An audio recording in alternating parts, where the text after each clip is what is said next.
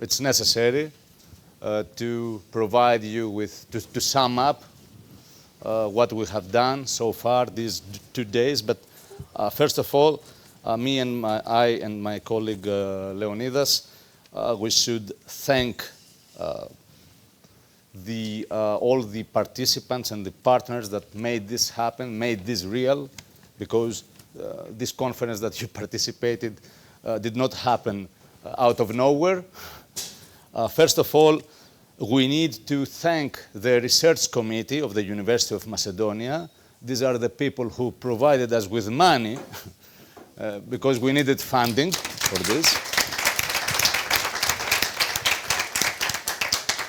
Of course, our department, the Department of Balkan, Slavic and Oriental Studies, which is the host and which consists of laboratories that actively participated in the organization. I can read out their names. The Laboratory of International Politics and Legal Studies, POLIS, which members of it are Leonidas Karakatsanis and Professor Konstantinos Tselikis, and Nikos Maratsidis. Culture Borders Gender Lab, Professor Fotini Tsibiridou, and Eastern and Southeastern Europe History Lab with members Yannis Karas and me. So that was about the host. Of course, this is an international conference, and we have some distinguished academic and scientific partners. I will read them out. First of all, the American University of Iraq, Baghdad, with its representative, the Dean of the Department, our keynote speaker, Elizabeth Bishop.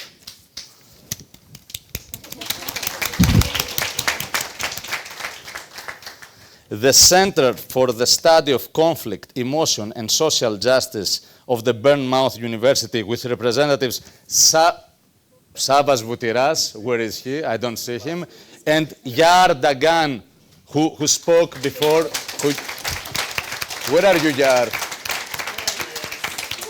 Who gave an amazing speech. Okay, I sent him to give an interview now. Now I remember. Okay, for the documentary. Okay, Savas, thank you. Desire, the Center for the Study of Democracy, Signification and Resistance, with participants Omran Shroufi, who participated yesterday. He presented an amazing paper on the perceptions of the far-right parties. Yazan Badran, who is here, and Benjamin Declean. Thank you for your collaboration. The Civil Wars Study Group with Professor Polymeris Voglis. Where is he? who participate, I remind you, is the professor who participated with Udi Alon and Panos Charitos in yesterday's panel, the roundtable. I just remind them of some details to make connections. And the Department of Political Science and International Relations at Baskent University, Ankara, Turkey, our friends from Turkey, Erdem Damar and Segin Merjan. We thank you very much for being with us. And two more partners, the Institute of Research and Study of the Arab and Islamic Worlds at the University of Marseille, France, and the Leiden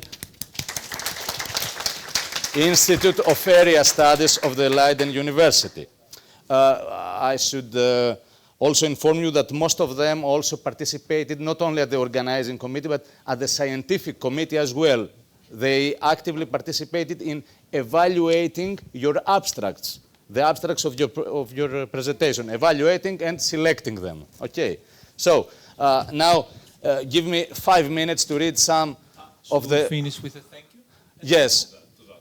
Okay. So I give the floor for further Thanksgiving. Okay. So I'm moving to people. So first of all, I would like to, I think we need to thank each other.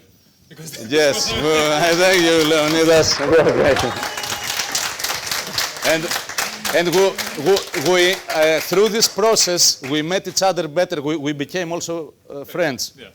not only colleagues, I mean, through this, through this process. He just became a father and he was calling me more than his wife. Yeah, because my son is 3 weeks old and we were together in this.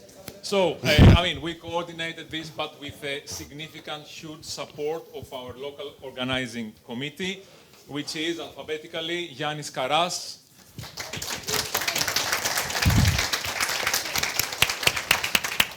Nikos Marantsidis, Fotini Tsibiridou, and Konstantinos Titselikis. Now, this wouldn't have taken place without the significant support. I'm going to take it in kind of time order. So there were 2 people that were with us for the last 3 months, and this is Annie Gallianidou. Annie? Where's Annie? Σήκω. Σήκω να σε δούμε. Stand up. And Ekaterini Deka. So these... She's not with us. Katerina had to leave because she's working double job. So, so these were the main coordinator student assistants. They are students of the university, but they run the secretary of the conference for the last 3 months. Huge help. Thank you so much.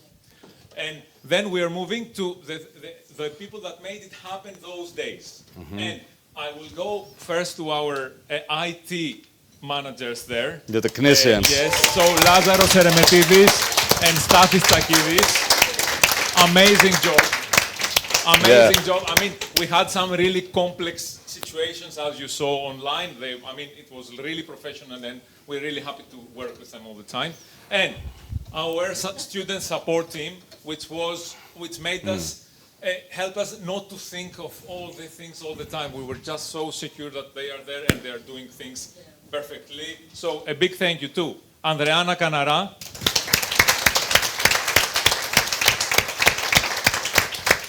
Madoko Vitu,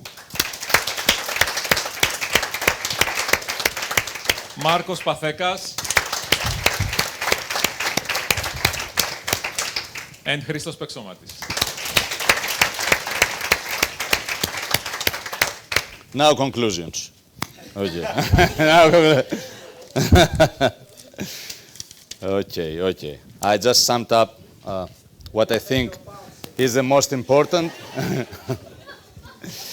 Well, starting with elaborating on the prospects of Saudi-Israeli normalization, we discussed Israeli views and perceptions of their Arab neighbors. So we concluded that Israeli governments feel much more comfortable establishing relations with autocratic regimes than democracies. And we decided throughout our discussions that the same applies perhaps to their views, the Israeli views of Europe as well, given the pro-Israeli turn of the European right and far-right parties, many of which participate in governments in Europe.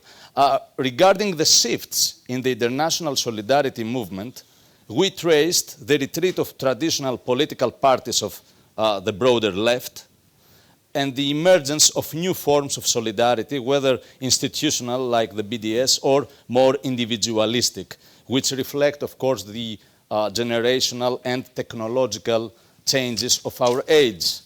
Moving on, as the panels proceeded, we had lots of panels on intellectual and discursive battles, which involved several countries, such as Greece, Turkey, Germany, and the UK. These were the most representative case studies, which employed mixed methods analysis, both qualitative and quantitative, covering the attitudes of domestic political and academic actors vis-à-vis the Palestinian issue, as well as questions of anti-Semitism, Islamophobia, and freedom of expression by and large.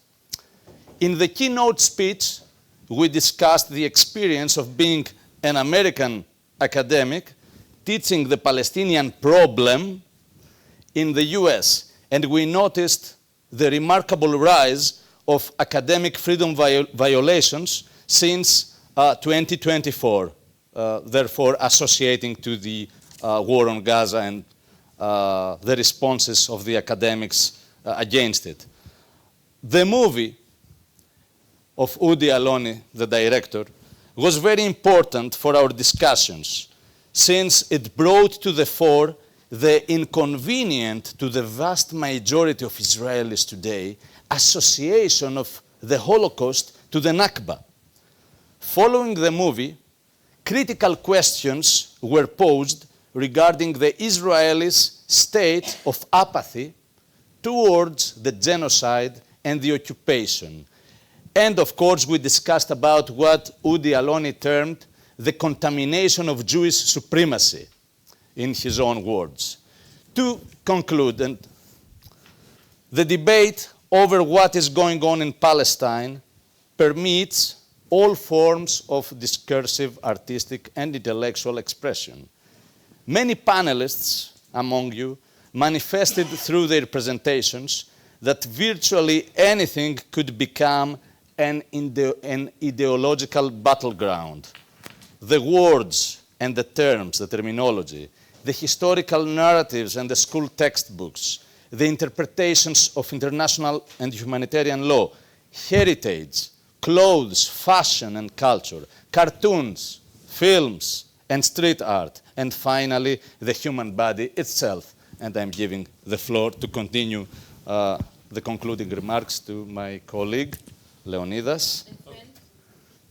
And friend, of course, and brother. Thank you. Thank you very much. So, I'll start, like, just a few points. I'll just start from the fact that, I mean, of course, we were very happy to receive from many of you congratulations about the program. Mm-hmm. But a program can easily look good on paper. And what made that program so fascinating, because it was a fascinating program, it was you and your presentation. So, yes. From the house.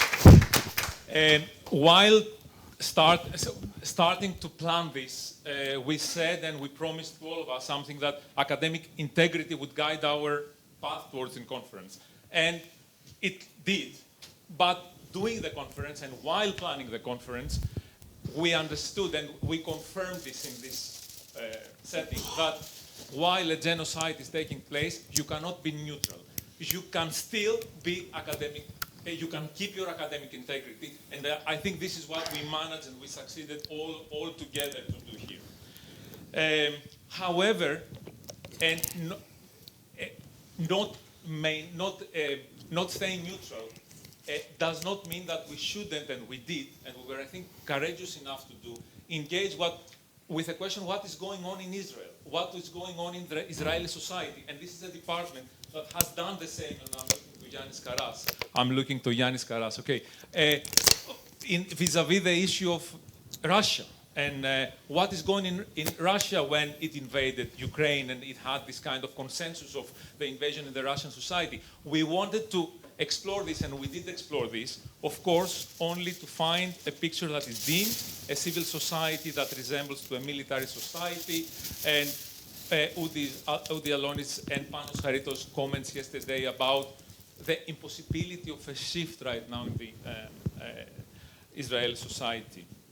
However, the other thing that I felt quite happy is that I felt, and I think we felt, that this was a conference that gave voice to those that are deprived of it.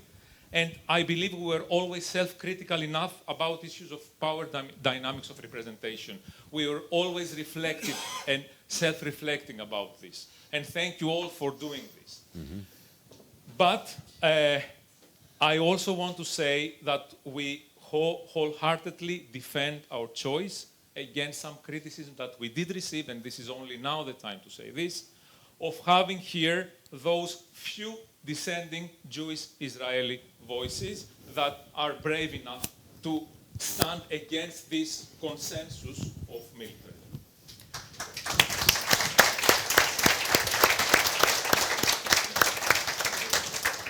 A very final point, that's kind of the question that I didn't pose there, and it's a kind of a comment. What I found very interesting, because the question of political strategy in front of this what can we do in front of this? And we heard very different things from the position of the hysteric that does something irrespectively of the result, because under this situation, that's the only thing that you can do. Andrew Mayer's position that, no, we need to keep a vision irrespectively of the fact that we cannot achieve right now to do it. And Iman's position that we need to compromise and do this difficult job of best optimism, of engaging with what we can do and producing some result. And I'm going back to what Udi said, and I'm just rephrasing actually what he said. These are not, it's not an either-or situation.